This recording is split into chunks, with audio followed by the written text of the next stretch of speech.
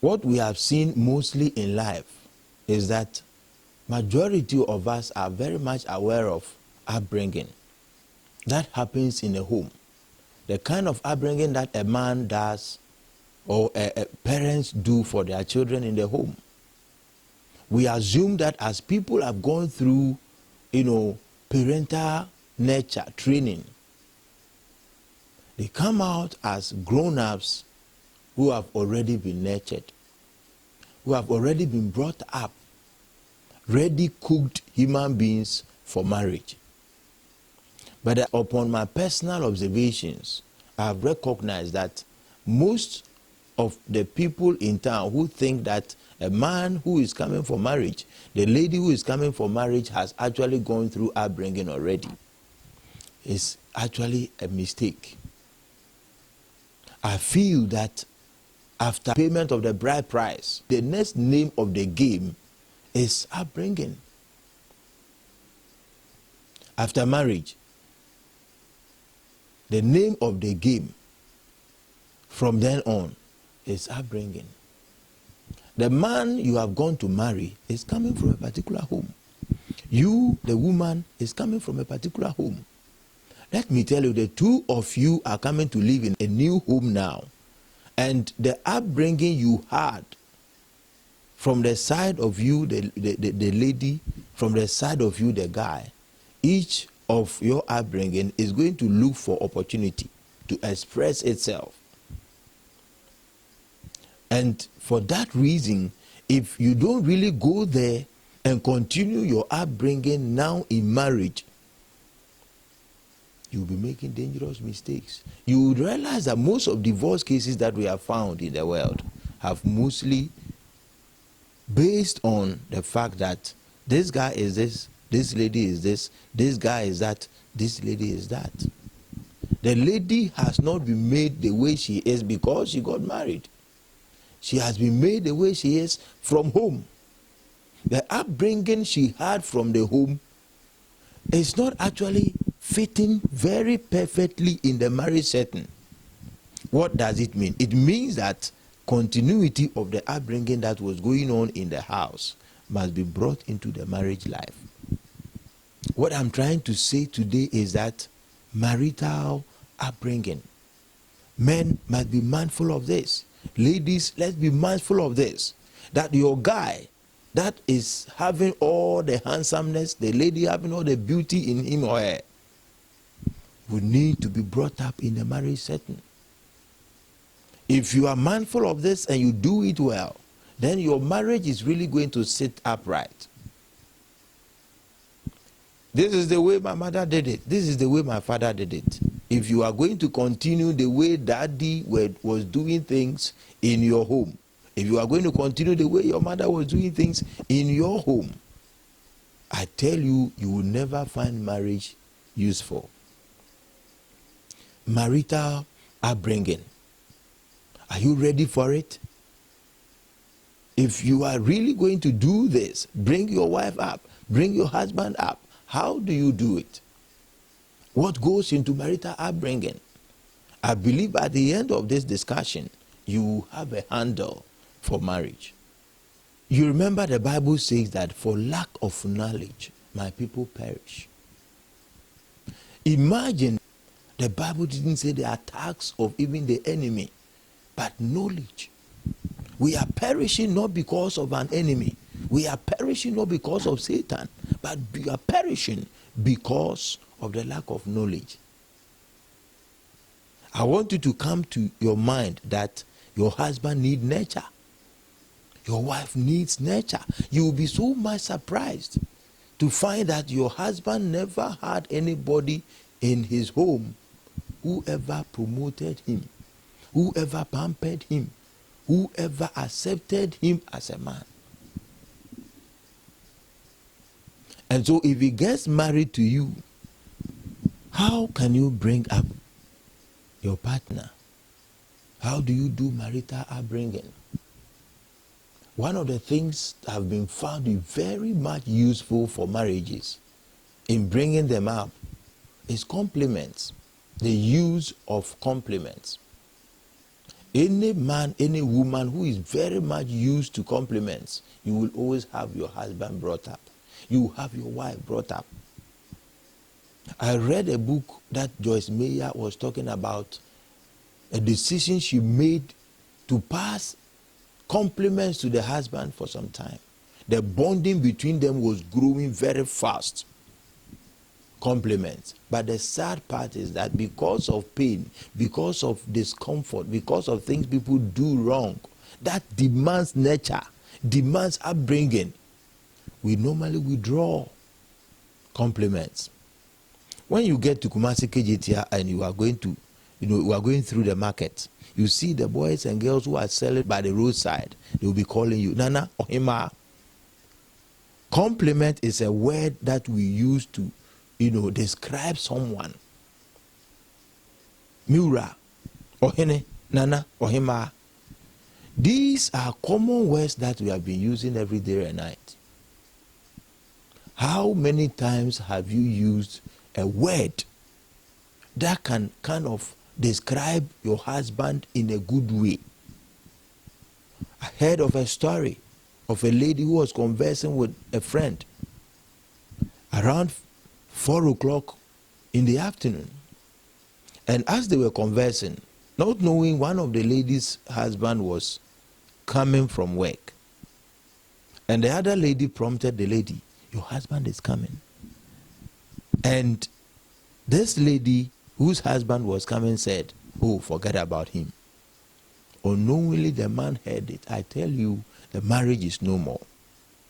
No matter what people would go and beg this man about, the man decided to call it off.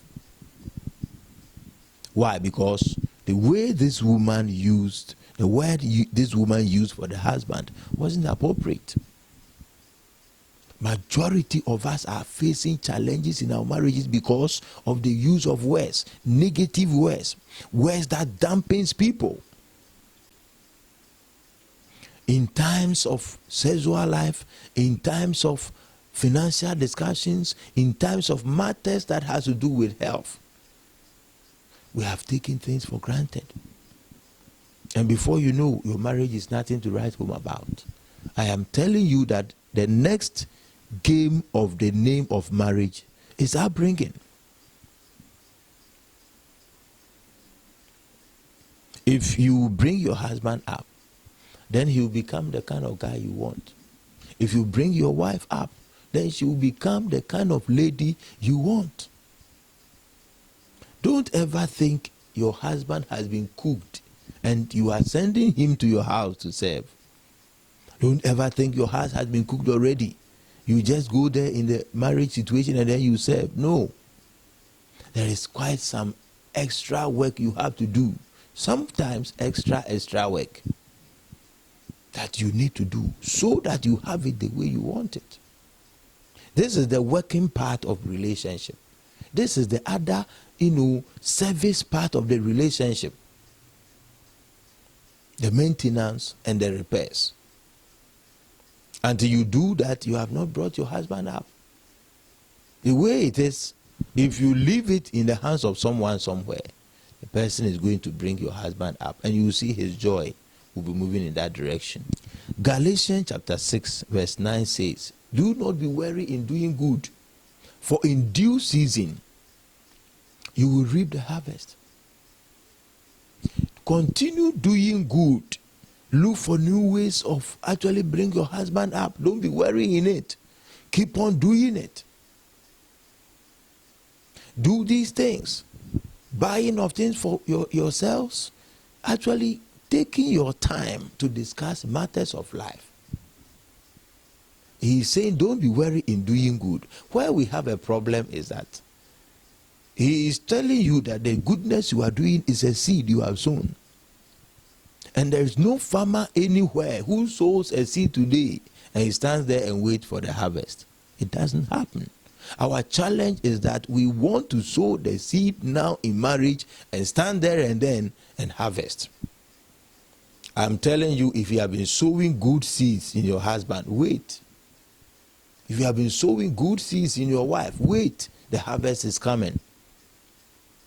If even you don't see it Now, it's a process. You sow and you wait for the harvest. When the harvest comes, then you will see, the guy has now become the kind of guy you want. The lady is now the kind of lady you actually dream of. Marital upbringing. How is your marriage going? Is it a happy one or is full of suffering? Where we sometimes get it wrong is that you think that when your husband has some weakness, you think that when your wife has some weakness, he must change. But I am telling you today that the change must not come from him. You are the one that must change.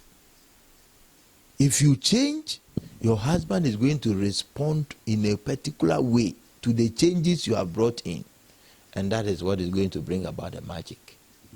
That is what is going to make you find the results you want.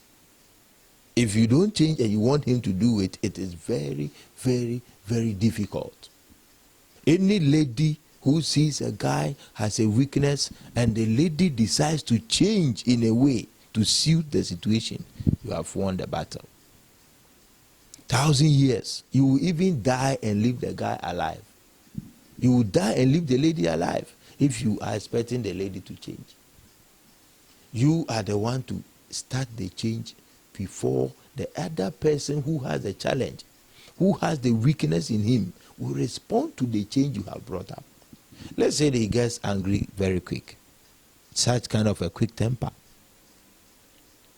The things that brings the temper, if you decide you have stopped it, if you decide you no more to be concerned about, if you have decided you brush it under the carpet, let's see whether the anger will continue to be there. If you are able to brush it under the carpet, by the next 6 months to 1 year, you have won the battle of changing your husband from quick temper into peaceful life. I'll tell you a story. Some couple reported with a particular situation. They were so much confused in their marriage. The man didn't understand the woman. The woman also didn't understand the man. This had complaints. The guy had complaints. Then I gave them papers and a pen. And then I asked them, write 5 things that your husband was doing for you when you got married. The lady wrote, the guy also wrote. You, the guy, write 5 things that your wife was also doing for you at the early part of your marriage. Then when they wrote the 5 things, I asked them to exchange them. And then I asked the lady, look at the things your husband has said you have been doing for him. And then I asked the man, look at what your wife says you were doing for him. Are you still doing them or you are no more doing them? Number 1, are you still doing it? And the man said no. Number 2, are you still doing it? He said no. I went through with them. But the actual learning behind the whole thing was that, how would you feel if your wife ever saw you were doing these things, 1, 2, 3 things, and now you stop them? How do you feel how your wife will react?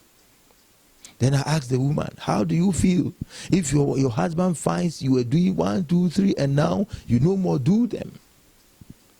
When you were doing these things, how was your marriage like? What made you decide to stop them? This is where your problem is coming from. You have decided to stop the good works you are doing. So the seed you are sowing, instead of good seeds, the scripture says in Galatians 6:9, that do not be weary in doing good. In due season, you will harvest. You see that when you decided to cut the good things you were doing, results is getting negative. Today, as I speak, my friends learned a lesson, and their marriage is one of the best I can think of. Thank you so much for your time today.